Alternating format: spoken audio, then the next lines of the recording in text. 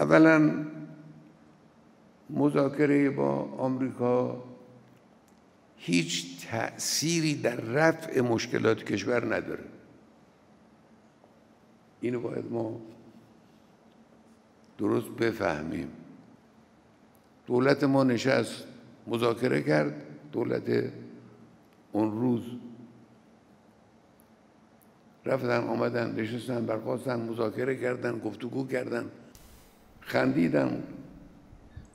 آیت الله خامنه‌ای رهبر ایران میگوید با توجه به تجربه مذاکره هسته‌ای پیشین و سرانجام برجام، مذاکره با امریکا عاقلانه نیست، هوشمندانه نیست، شرافتمندانه نیست.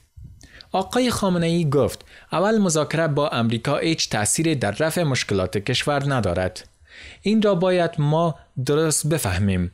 این جور به ما وانمود نکنند که اگر نشستیم پشت میز مذاکره با آن دولت فلان مشکل یا فلان مشکل حل می شود. نه خیر، از مذاکره با امریکا هیچ مشکل حل نمی شود. دلیل تجربه گذشته است.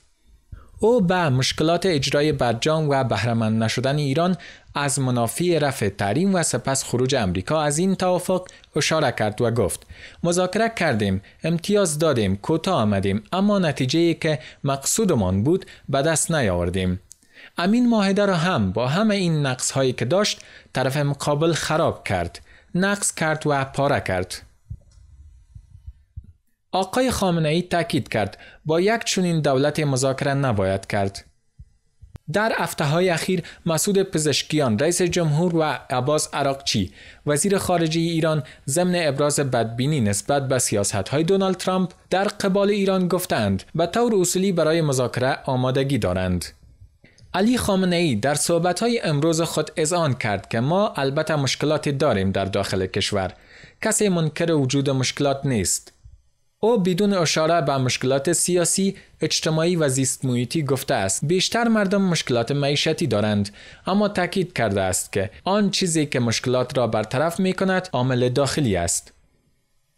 آقای خامنه‌ای گفته است بسیار امیدوار است که دولت مسعود پزشکیان بتواند مشکلات معیشتی مردم را لااقل کم کند. اولا مذاکره با آمریکا هیچ تأثیری در رفع مشکلات کشور نداره. اینو باید ما درست بفهمیم. اینجور به ما وانمود نکنن که اگر نشستیم پشت میز مذاکره با اون دولت فلان مشکل یا فلان مشکل حل میشه. نه خیر. با مذاکره با آمریکا هیچ مشکلی حل نمیشه. دلیل تجربه. ما در دهه 90 نشستیم با آمریکا مذاکره کردیم حدود 2 سال. یک معاهده‌ای هم تشکیل شد. البته آمریکا تنها نبود، چند کشور دیگه هم بودن، لکن محور آمریکا بود، عمدتاً آمریکا بود. دولت ما نشست مذاکره کرد، دولت اون روز رفتن آمدن نشستن برخاستن مذاکره کردن، گفتگو کردن، خندیدن، دست دادن، رفاقت کردن، همه کار کردن. یه معاهده‌ای تشکیل شد. در این معاهده طرف ایرانی خیلی هم سخاوت به خرج داد، خیلی امتیاز داد به طرف مقابل، اما همون معاهده رو آمریکایی‌ها عمل نکردن. همین شخصی که حالا الان سر کاره این معاهده رو پاره کرد، گفت پاره میکنم و کرد، عمل نکرد. قبل از این که او بیاد هم همونهایی که این معاهده با اونها انجام گرفته بود به معاهده عمل نکردن. معاهده برای این بود که تحریم‌های آمریکا برداشته بشه، برداشته نشد. تحریم‌های آمریکا برداشته نشد.